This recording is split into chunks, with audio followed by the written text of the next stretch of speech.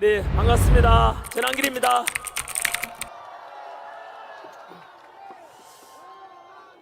네, 오늘도 현장에 둘러보시면은 너무나 많은 우리 울산 시민들과 그리고 국민들께서 또 참여해 주셨네요. 너무나 감사드립니다. 네, 저는 오늘도 마찬가지로 이 성경에 손을 얹고 하나님께 기도하는 마음으로 꿈에라도 거짓말하지 말라는 제가 존경하는 우리 믿음의 선배 도산 안창호 선생의 가르침에 따라서 저는 정직하게 여러분들께 오늘 함께 또 이야기 나눠보도록 그렇게 하겠습니다. 저는 하나님을 사랑합니다. 또 그리고 우리 자유민주주의 대한민국을 사랑합니다. 그런데 지금 우리 대한민국은 엄청난 도전과 위기에 지금 처해 있는 게 현실입니다. 사실 오늘은 울산 집회에 왔는데요. 울산은 이번에 올지 말지 사실 고민했었습니다. 왜냐하면 다들 알다시피 영남 지역에 지금 대형 산불로 인해서 일주일 동안 너무나 힘들고 많은 이재민들과 또 희생자분들도 발생해서 너무나 마음이 무거웠습니다. 그나마 오늘 일주일째 되는 날인데요, 산불이 좀 진정되고 그래서 우리가 기도하는 마음으로 가서 또 빨리 산불이 진화되고 일상으로 돌아올 수 있도록 우리가 기도해주고 또 함께 성금도 모금하고 그런 차원에서 오늘 왔다는 말씀을 드립니다. 여기가 오늘 세이브 코리아에서 주도하는 오늘 집회인데요. 정말로 반갑고도 고마운 게 그래도 세이브 코리아에서 무려 2억 원이나 이렇게 이번에 발생한 우리 그 희생자분들을 위해서 2억 원을 기부하기로 했다고 하는데요. 저는 굉장히 감사드리는 마음을 강사로서 또 여기에 연단에 선 사람으로 세이브 코리아 측에 감사하다는 말씀을 전합니다. 네, 오늘 여기에 참여하신 분들도 아마 화면에 나가든가 할 것 같은데요. 동영상으로 보신 분도 마찬가지로 우리 세이브 코리아에서 모금운동도 같이 합니다. 하나도 속임없이 그대로 다 전달할 거니까요. 저도 마찬가지고 그 모금에 참여해가지고 이번에 이재민들까지 발생했지 않습니까? 집도 불타고 있는데 그분들께 도움될 수 있도록 함께 힘을 모아주시기 바랍니다. 네, 지금 대한민국은 비상계엄 이후로 탄핵 정국에서 120일 가까이 됐는데요. 3개월이 됐지요. 4개월이 됐지요. 그런데 이 시국에서 이틀 전에 뉴스에 보니까 중국에서 우리나라 서해안에 바로 한중 잠정 수역이지요. 한중 잠정 수역에 대형 인공 구조물을 설치했다, 이런 뉴스 보셨습니까?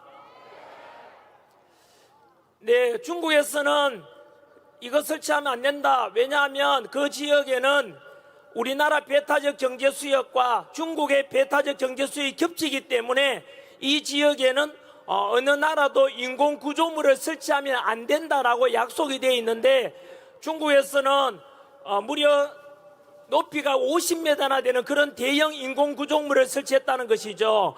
우리나라에서 항의를 하게 되니까 중국에서는 그거는 양식장을 위한 것이다 라고 발표를 했습니다. 하지만 여러분, 그 거짓말입니다. 양식장이라고 했지만은 거기는 미사일을 설치할 수도 있게 될 겁니다. 이미 중국은 우리나라 서해안 말고 남중국해에도 그렇게 인공 구조물을 설치했다가 결국 군사시설로 바뀌었습니다. 그래서 이런 걸 볼 때 중국에 대해서 우리가 늘 경계해 왔던 게 무엇입니까? 제 친구 중에서는 인도네시아 여자랑 결혼해서 살고 있는 친구도 있습니다. 우리나라에 베트남 사람들도 많이 와 있지 않습니까? 태국 사람들도 많이 와 있지요. 네팔 노동자들도 많이 와 있지 않습니까? 하지만 여러분, 네팔인이나 또는 태국 사람들이나 또는 베트남 사람들이나 그 사람들 두렵습니까? 두렵지 않지 않습니까? 그죠? 우리나라 노동 현장에도 많이 와 계시고 또 국제 결혼해가지고 살고 계시는 분들도 많지 않습니까? 그 베트남이나 네팔이나 태국이나 필리핀이나 이런 나라들이 두렵지 않은 이유는 그 나라들은 우리 대한민국을 군사적으로 침략하거나 영토를 점령하려는 그런 의도가 없다는 걸 우리가 알기 때문 아니겠습니까?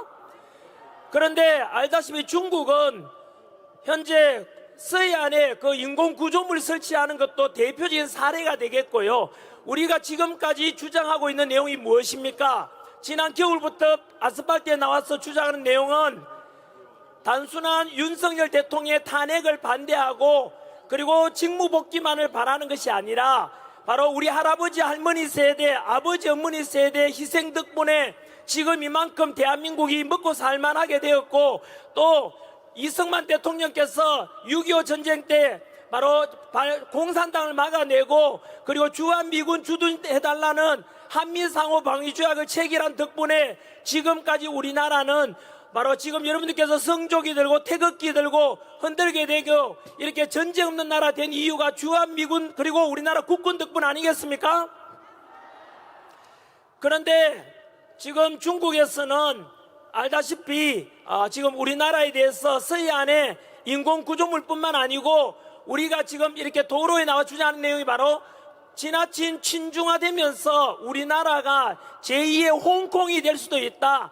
이런 위험과 두려움 속에서 사실은 자유민주주의를 수호하자는 주장을 우리가 하고 있지 않습니까? 그렇지요?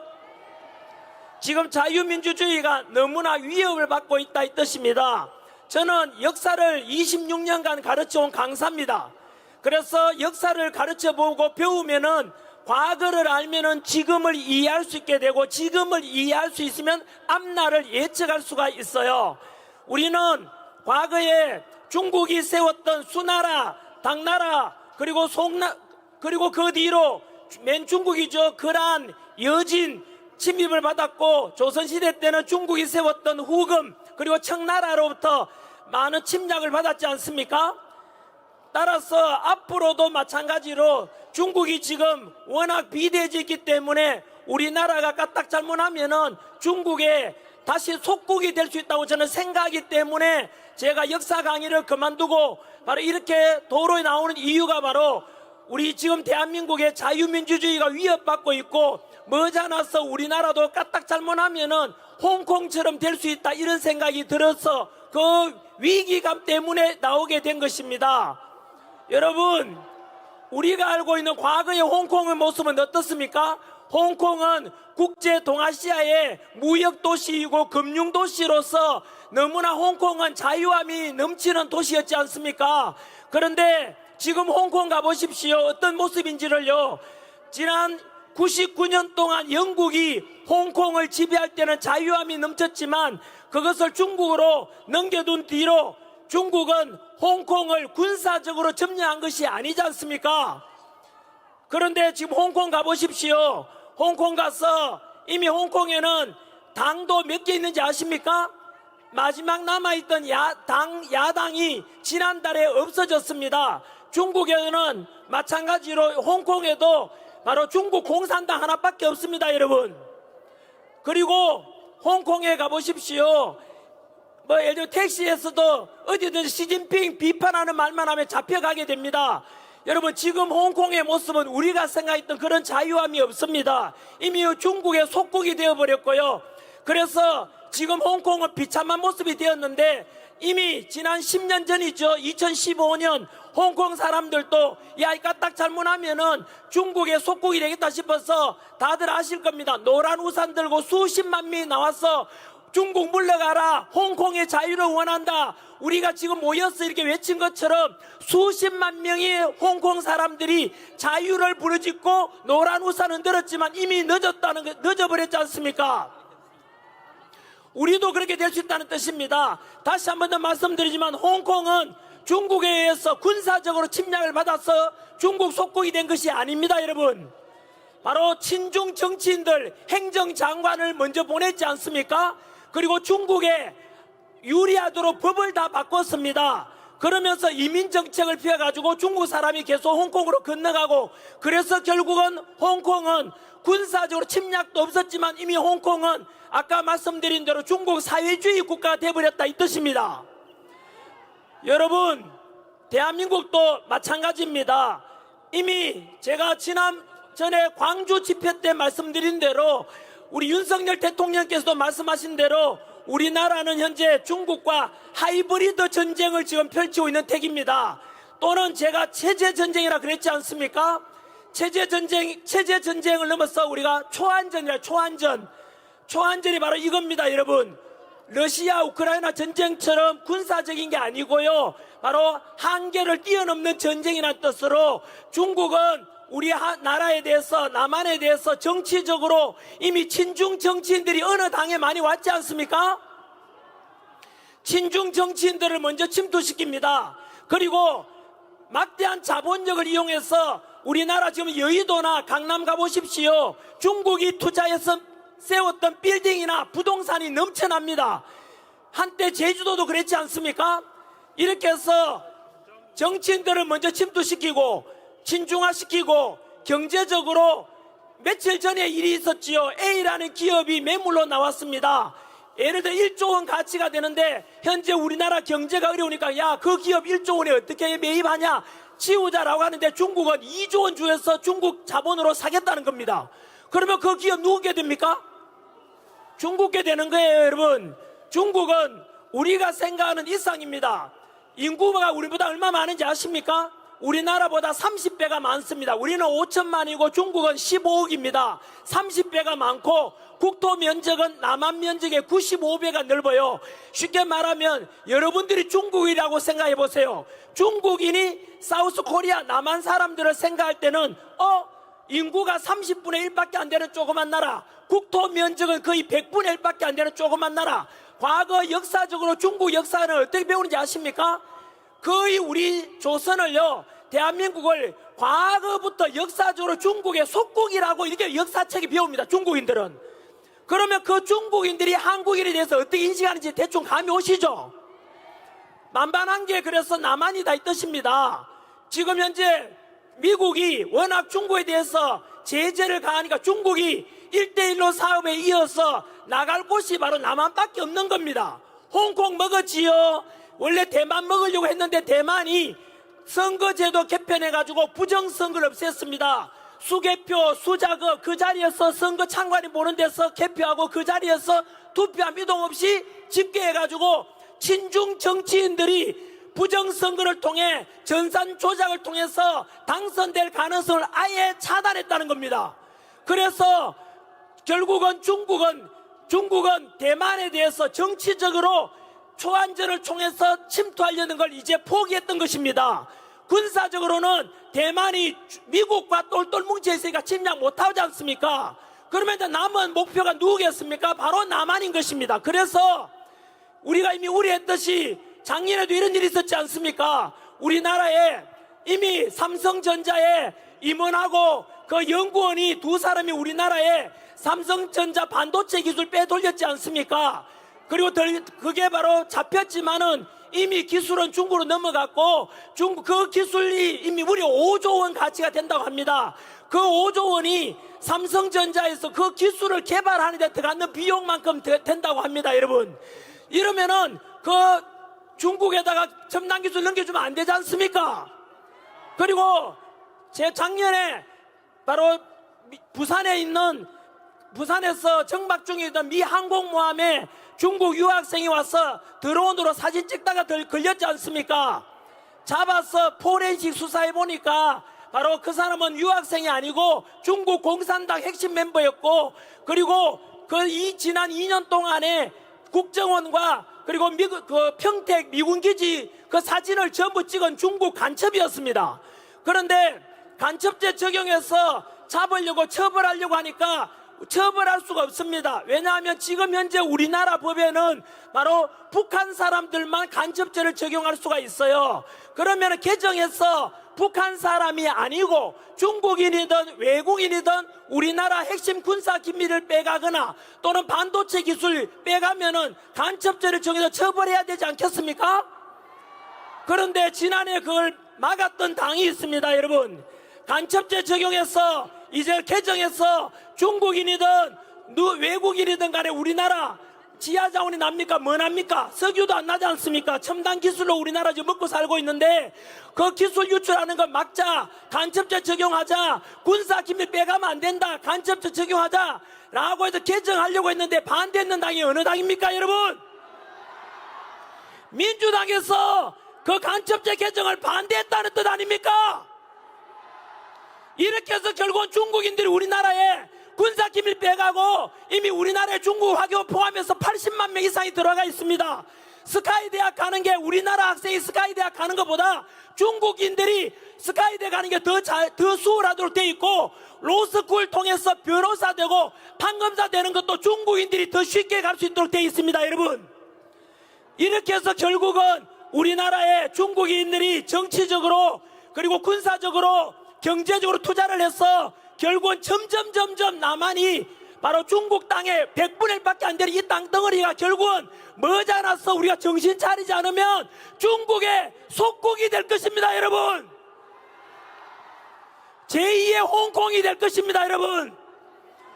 우리가 왜 탄핵 반대 주장하고 왜 윤석열 대통령 정부 복귀를 주장하는데요, 바로 자유민주주의 대한민국을 수호하기 위함 아닙니까?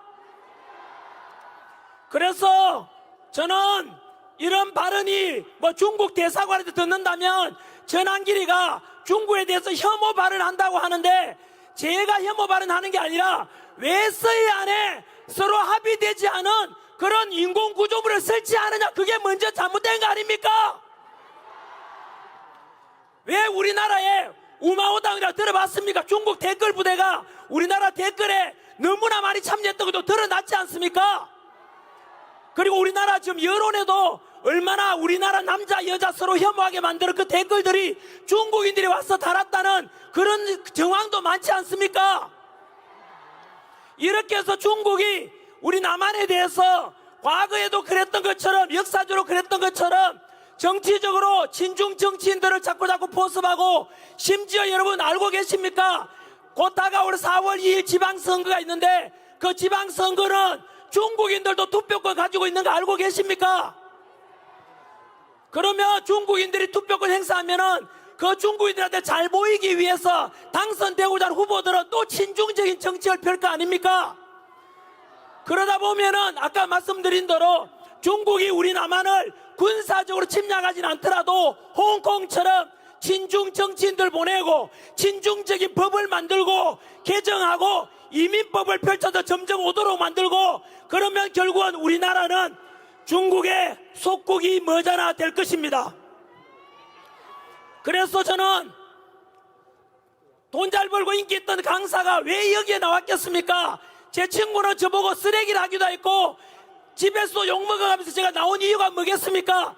바로 이런 현실을 국민들에게 알려가지고, 그래서 중국도 대만을 포기한 것처럼 정치적으로 우리 남한에 대해서 더 이상 도저히 남한은 똘똘 뭉쳐 있어서 중국이 침투할 구멍이 없도록 그렇게 우리 알려주게 되면 중국하고 우리도 상호 평등한 상호 좋은 관계 속에 교류할 수 있지 않겠습니까?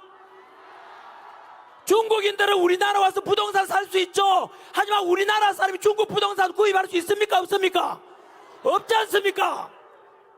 우리는 중국 가 있으면 그 우리나라 사람들에 대해서 투표권 줍니까? 안 줍니까? 안 주잖아요. 뭔가 잘못됐잖아요. 그래서 국민 여러분, 그리고 2030 세대 여러분들은 먼저 잘 알고 계시지 않습니까? 저는 서해안에 중국이 이런 인공구조물을 설치했다는 것은 군사적 침략의 야욕이라고 저는 생각합니다. 그래서 철저한 한미동맹을 통해서 이런 침투를 막아내고 우리가 똘똘 뭉쳐서 힘을 길러야 됩니다 여러분. 그러기 위해서는 빠른 시일 내로 윤석열 대통령 정부 복귀하고 자유민주를 지켜야 되지 않겠습니까? 두 번째, 오늘부로 탄핵 정국이 지금 거의 4개월째 됐습니다. 4개월. 1, 4분기가 지났다는 뜻입니다. 정치적으로 대통령이 없고 국무총리 대행도 이제 얼마 전에 복귀했습니다만은 국방부 장관도 없고 경찰청장도 없는, 그리고 이런 탄핵 정국 속에서 다들 아시다시피 정치뿐만 아니라 사회적인 갈등도 심하고 경제적인 추락이 어느 정도냐면 어제입니다. 어제 발표된 국제금융센터의 한국의 경제 성장률에 대해서 어떻게 예측했느냐 하면 0.0%대로 떨어졌습니다. 쉽게 말하면 올해 우리 대한민국의 경제 성장률은 0.9%에 머물 것이고 세계 3대 신용평가 기업 평가사죠. S&P 그리고 골드만삭스에서 우리 대한민국에 대한 경제 전망을 올해 각각 1.2%, 1.5%밖에 성장 못할 거라고 예측하고 있습니다. 여러분, 국제정세가 지금 이렇게도 중국에 대해서도 그렇고 미국 트럼프 대통령 관세 정책을 펴고 있지 않습니까? 이런 위중한 너무나 급박한 국제정세 속에서 우리나라 경제 성장에 대해서는 0%대처럼 대한민국이 이제 멈춘다 이 뜻입니다. 여러분, 이거 여러분 국정공백이 지금 4개월째 계속되고 있지 않습니까? 제가 아는 공무원들은 고위 공무원인데 일을 못하고 정책 결정을 못하겠대요. 왜냐하면 불확실성 때문에요. 한쪽에서는 뉴스 틀면 조기 대선한다 하지요. 한쪽에서는 자꾸 탄핵 반대하고 윤석열 대통령 복귀한다 하지요. 그러니까 제대로 어떻게 될지 몰라가지고 국가 정책을 결정을 지금 못하고 있다고 합니다. 제가 아는 공무원이 말했습니다. 뿐만 아니지 않습니까? 오늘도 그렇듯이 오늘 울산 와보니까 벚꽃이 펴가 있던데 봄은 왔지만 우리 마음에는 현실은 봄이 오지 않고 있지 않습니까?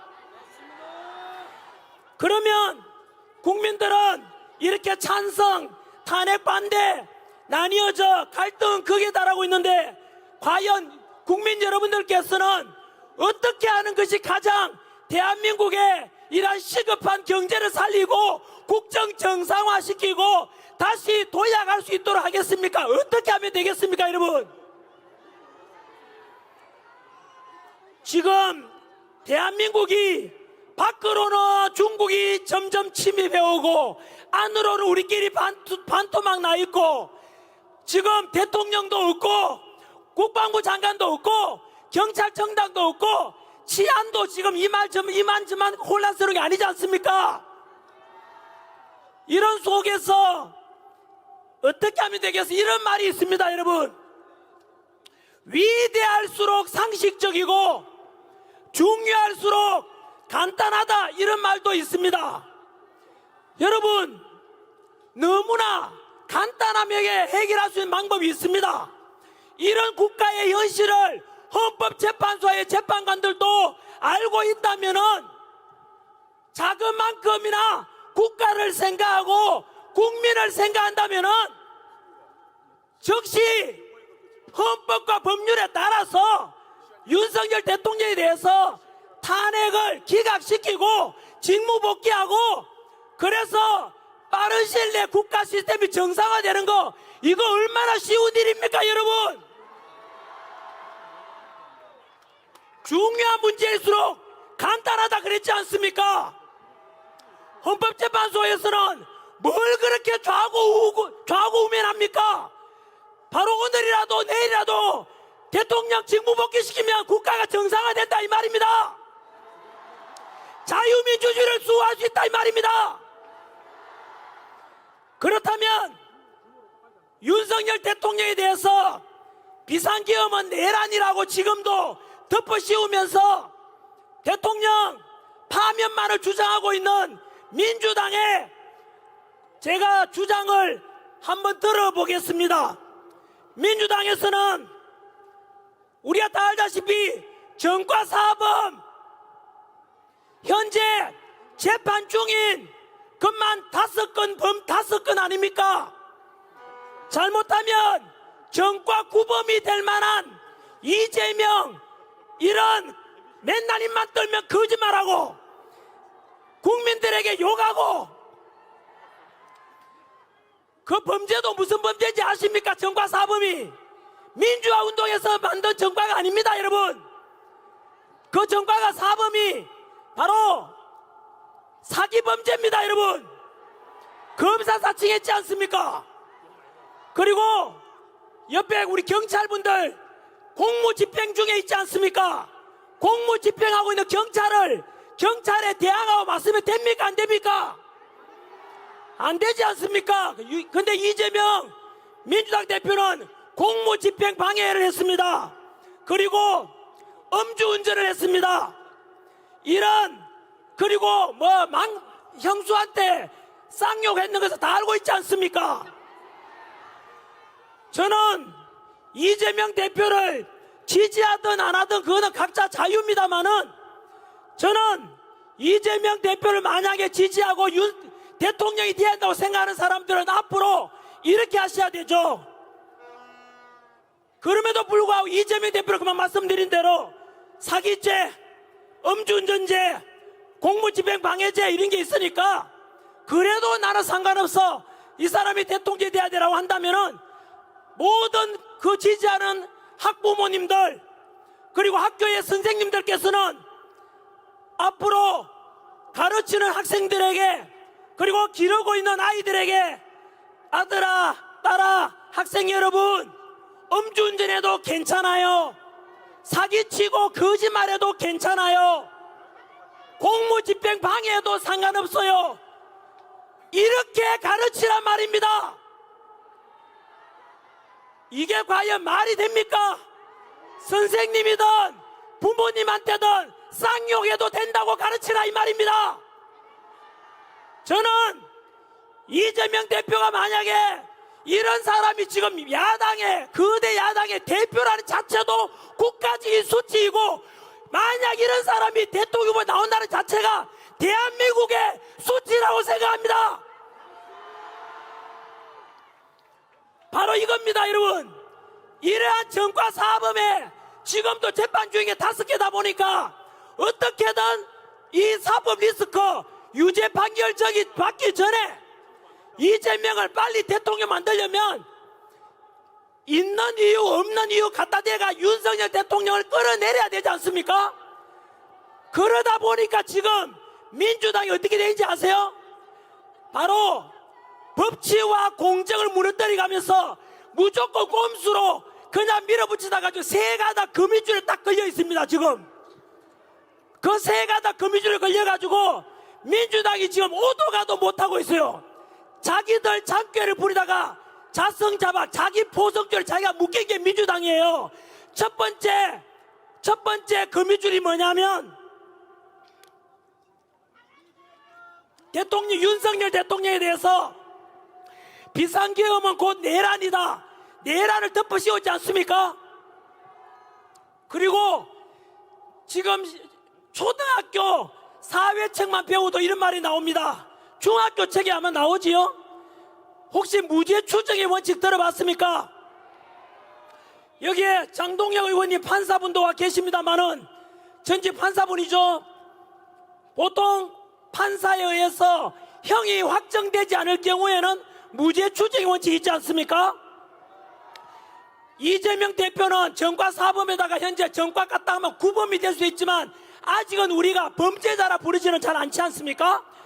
왜냐하면 아직 대법원 판결도 남아있고 형이 진행 중이기 때문에 그렇습니다. 하지만 그 기준에 의한다면 윤석열 대통령 아직 야당 민주당에서는 내란이라 덮어씌우지만 아직 재판 받은 적 있습니까? 없습니까? 그러면은 내란죄라고 말하면 안 되잖아요.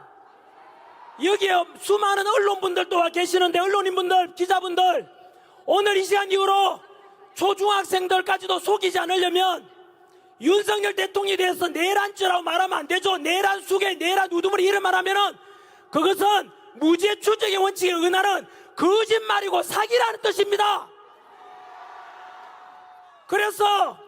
그리고 또한 내란이라는 것이 지금 장동혁 의원이 와 계시는데 전에 다 밝혀내야 돼요. 법적으로 내란죄가 적용될 수가 없대요. 비상계엄은 대통령의 헌법 77조에 나오는 고유 권한이고, 내란인지 아닌지는 지금 진행 중에 있지만은 얼마 전에 이런 일이 있지 않습니까? 다들 아시다시피 민주당에서는 빨리 이재명 대통령 만들려고 그 사법 재판 오기 전에 대통령 끌어내리려고 무리하게 내란 수사권도 없는 공수처에다가 수사권 맡겼지요. 그러다가 어떤 일이 발생했습니까? 그 공수처에서 불법으로 체포, 불법으로 구속시켰다가 결국에는 3월 7일 날 서울중앙지법 지기현 판사가 명령했죠. 그 윤석열 대통령 빨리 석방하라라고 법에 따라서 명령을 내립니다. 그 명령 내릴 때 보면 이런 게 들어있지요. 바로 내란죄가 불분명하다고 되어 있고, 두 번째 공수처의 수사권이 잘못되었다라고 되어 있습니다, 여러분. 그래서 첫 번째 지금 거미줄이 뭡니까? 바로 빨리빨리 윤석열 대통령 끌어내리려고 무리하게 공수처에다가 수사권 맡겼다가 수사하라 했다가 체포하라 했다가 구속해라 했다가 결국은 뭐가 됐습니까? 이것이 법에 어긋난다 해가지고 서울중앙지법 지기현 판사가 석방하라고 해버렸지 않습니까? 여러분, 그 석방되었을 때 민주당에서 그렇게 거짓말 잘하는 이재명 대표도 그 지기현 판사에 대해서 한마디도 비판 못했습니다. 왠지 아십니까? 법에 따라서 판결했기 때문인 거예요.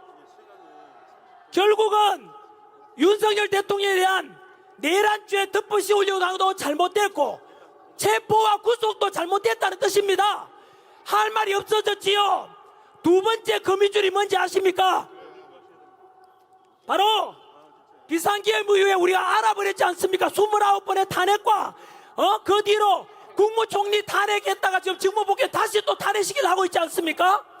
그런 걸 알게 되면서 국민들이 계몽돼가지고 현재 대통령 지지율이 50%를 넘었지 않습니까? 이게 전부 다 무리한 탄핵 민주당이 저지른 것에 대해서 저것들 때문에 윤석열 대통령이 가만히 있는데도 불구하고 국민들이 알아가 지지율이 50% 넘어버렸다 이겁니다. 여러분, 그러면 헌법재판소도 곤란하겠지요. 박근혜 대통령 때는 당시 지지율이 10%가 안 되기 때문에 90% 이상이 탄핵을 원하니까 그냥 8대 0으로 대통령 파면시켰잖아요. 그런데 지금은 윤석열 대통령이나 지지율이 50% 실제로 60% 훨씬 넘습니다, 여러분. 그런데 무리하게 이러다 보니까 윤석열 대통령 지지율 자꾸 올라가니까 탄핵시킨 있습니까, 없습니까? 그게 두 번째 거미줄이고, 세 번째 거미줄이 뭔지 아십니까? 바로 헌법재판소에서 기억나십니까?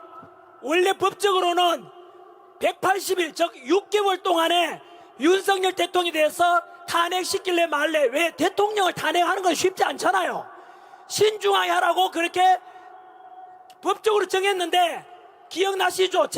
헌법재판소 재판심리 과정에서 문영배 재판 권한대행이, 헌법재판소장의 권한대행이 무리하게 재판 밀어붙였지 않습니까? 그러다가 다 알다시피 빨리 윤석열 대통령 파면시켜야 빨리 이재명 대통령 만드니까, 그러다가 복잡한 내란죄를 빼버렸잖아요. 국회에서 대통령을 탄핵 가결할 때는 내란죄로 가결해놓고는 헌법재판소 내란죄를 드러냈잖아요. 전체 80% 해당되는 게 내란죄입니다. 그걸 빼고 나면 도려내고 껍데기밖에 안 남잖아요. 결국에는 무리하게 빨리 대통령 파면시키려고 하다가 결국은 또 자기 꾀에 자기가 넘어가서 결국에는 지금 무슨 일이 발생했냐면, 헌법재판소 법에 따라 의하면은 우리나라 최고의 헌법권위자 허영 교수님께서 말씀하시기를 헌법재판 심리 과정에서 무려 10가지 위법 사항이 발생했대요. 10가지. 그러면 여러분, 이제 헌법재판소는 오도 가도 못하게 돼 있어요. 쉽게 말하면 절대로 대통령에 대해서 인용, 파면할 수 없다 이 뜻입니다. 왜 그렇다고요? 내란죄를 뺐고 위법 사항이 10가지나 있기 때문에 허영 교수님께서 말씀하셨던 겁니다. 언론인들, 허영 교수님이라고 왜 말하지 않는가? 우리나라 최고의 권위자입니다, 헌법에. 그분께서 말씀하시기를 이렇게 위법 사항이 10가지나 있는데 이름에도 불구하고 대통령을 인용하고 탄핵 인용 파면시키면 헌법재판소가 가루가 되어 사라질 것이다 라고 허영 교수님이 말했어요. 그러면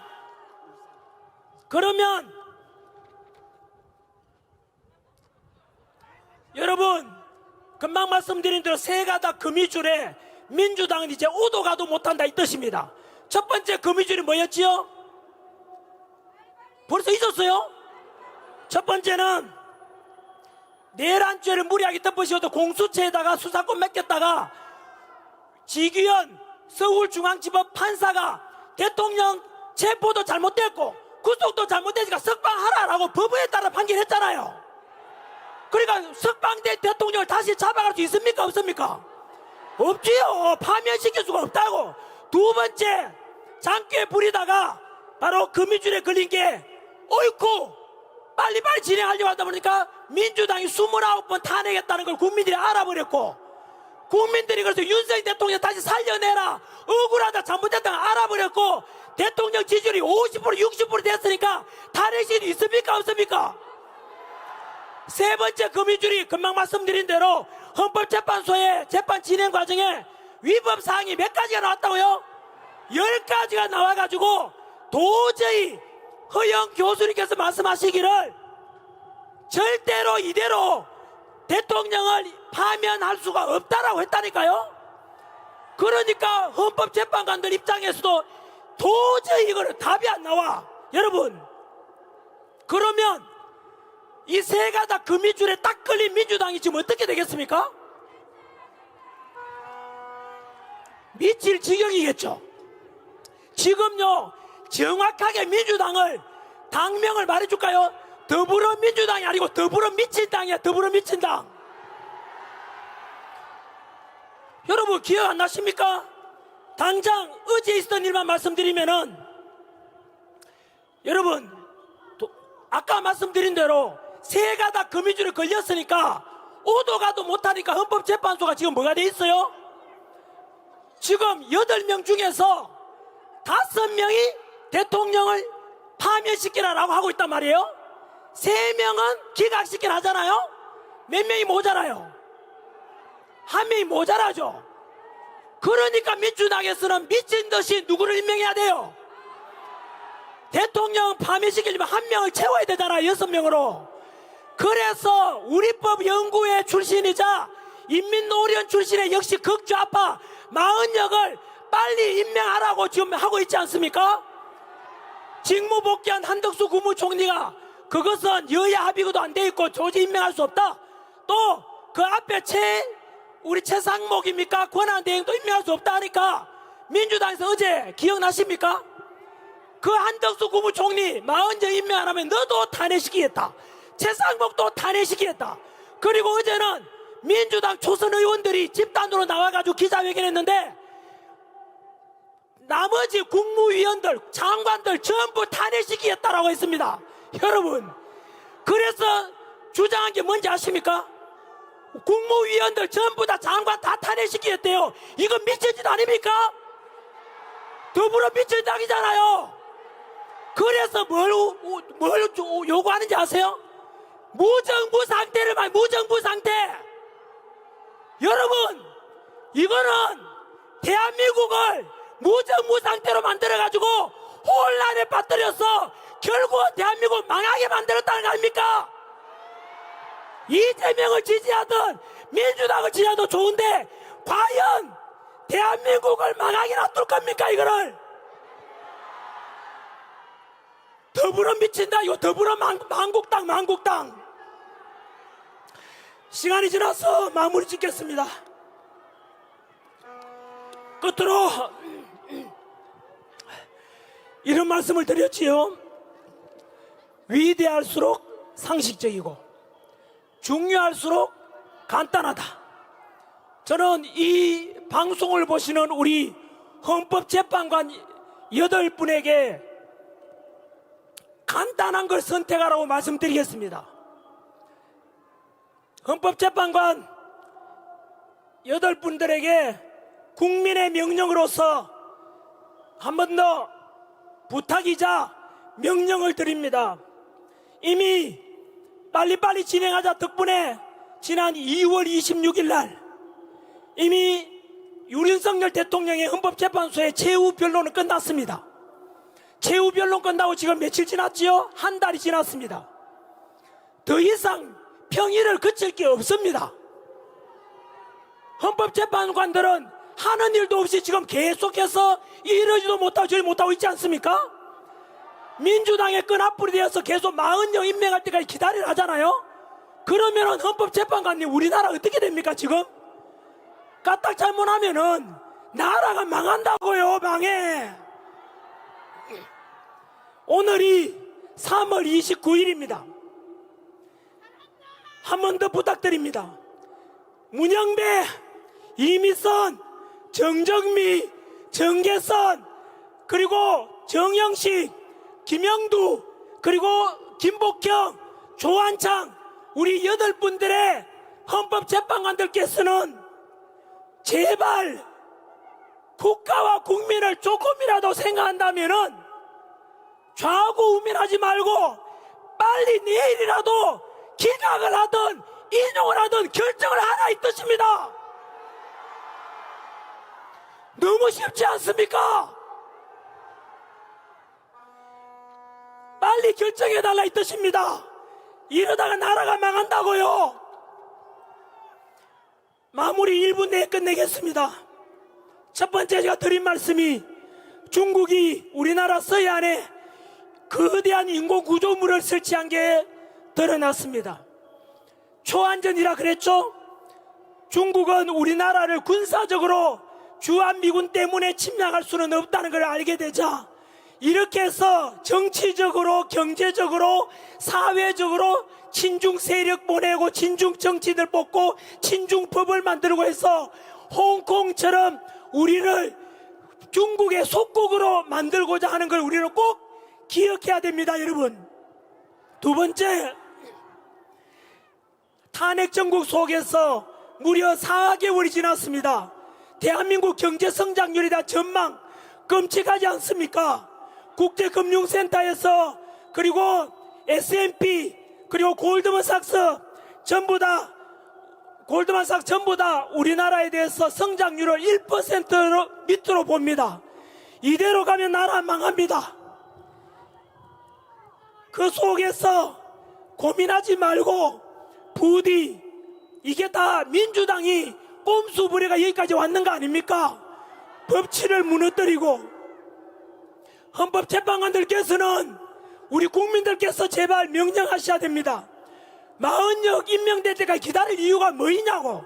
박근혜 정부 때도 박근혜 탄핵 정부 때도 그때도 8명으로 판결했잖아요.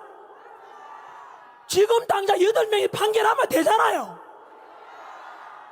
부디 4월을 기다리지 말고 더 이상 문영배, 이미선 임기를 연장시키지 말고 진짜 우리 국가와 국민을 생각한다면 빨리 선고를 해달라 이 뜻입니다. 국민 여러분, 2030 세대 여러분, 전환길이 목 쉬어가면서 이렇게 외치는 이유가 무엇이겠습니까? 우리가 추구하고자 하는 가치는 우리의 개인 이익을 위한 것이 아니라 우리 대한민국과 2030 세대들과 미래 세대들을 위해서 보편적 가치를 넘겨주고자 하는 것입니다. 그 보편적 가치가 무엇입니까? 그것이 바로 자유민주주의고 그것이 바로 자유 그리고 법치주의 공정 상식이 존중되는 그런 대한민국을 만들어야 되지 않겠습니까? 이런 자유민주주의 이런 걸 우리가 잘 이번에 극복해서 국민 통합시키고 윤석열 대통령 정부 성공시키도록 지치지 말고 끝까지 응원해 주시고 그래서 우리 아들, 딸, 손자, 손녀들이 살아가는 세상은 자유함이 넘치는 이런 대한민국을 물려줘야 되지 않겠습니까? 여기까지 하겠습니다. 목이 쉬어서 더 이상 못하겠습니다. 여러분, 위대할수록 상식적이고 중요할수록 간단하다. 꼭 헌법재판관들께 그런 말씀 드리겠습니다. 또 우리 세계지 스타 싸이가 말씀만 바라기를 지치면 지고 미치면 이긴다 했습니다. 여러분, 지금 관제에 계시는 윤석열 대통령께서도 이 화면을 보고 계십니다. 바로 우리 국민들이 윤석열 대통령 살려냈다고 말씀하셨습니다. 여러분들이 대한민국의 역사를 바꾸고 있고, 여러분들이 지금 자유민주주의 수호하는 위대한 애국자이자 영웅입니다. 끝까지 승리할 때까지 지치지 말고 미칩시다, 여러분. 감사합니다.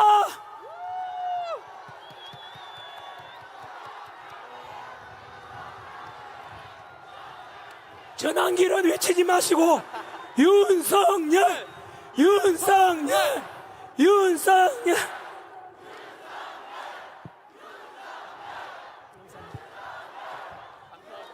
시간이 너무 오버돼서 미안합니다. 그리고 이 자리에는 저희 큰 누나 부부, 형님 부부, 작은 누나하고 다 와 있습니다. 고맙습니다. 우리 형제들 모두 다 자유민주주의 수호하고자 하는 애국심에서 왔습니다. 우리 형제들, 가족 모두 고맙습니다. 말씀 들으셨죠?